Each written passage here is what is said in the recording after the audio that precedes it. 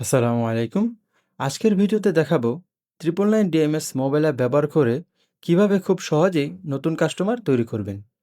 চলুন শুরু করা যাক।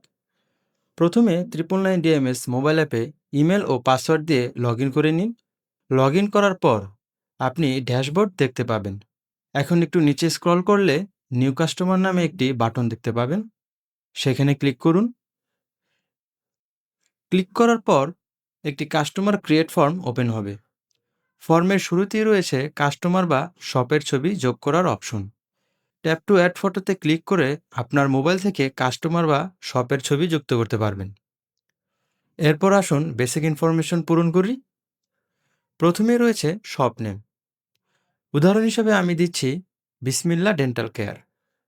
এরপর রয়েছে কাস্টমার নেম, আমি লিখছি রানা আহমেদ। তারপর রয়েছে কাস্টমার কোড। আপনার কাস্টমারের যদি কোনো নির্দিষ্ট কোড থাকে তাহলে এখানে সেটি দিতে পারেন। এরপর ফোন নাম্বার প্রদান করুন। কাস্টমারের কোনো ইমেল অ্যাড্রেস থাকলে সেটিও যুক্ত করতে পারেন। এরপর রয়েছে অ্যাড্রেস। এখানে শপের সম্পূর্ণ ঠিকানা লিখুন। উদাহরণ হিসেবে আমি গুলশান 1 দিলাম।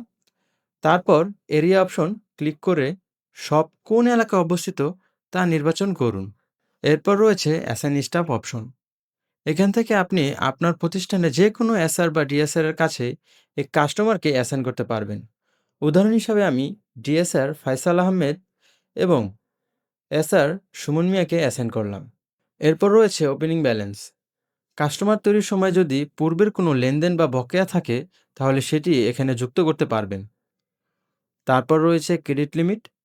ধরুন আপনি ক্রেডিট লিমিট 1 লাখ টাকা নির্ধারণ করলেন। তাহলে কাস্টমারের বকেয়া 1 লাখ টাকায় পৌঁছালে সিস্টেম আপনাকে স্বয়ংক্রিয়ভাবে সতর্কবার্তা বা অ্যালার্ট প্রদান করবে। সবশেষে রয়েছে অ্যাক্টিভ অপশন। এখান থেকে আপনি কাস্টমারকে অ্যাক্টিভ অথবা ইনঅ্যাক্টিভ করতে পারবেন। তারপর ক্রিয়েট কাস্টমারে ক্লিক করলেই আপনার নতুন কাস্টমার তৈরি করা হয়ে গিয়েছে। তো ভিউয়ার্স, এভাবেই খুব সহজে এবং অল্প সময়ে 999 ডিএমএস মোবাইল অ্যাপ ব্যবহার করে নতুন কাস্টমার তৈরি করতে পারবেন।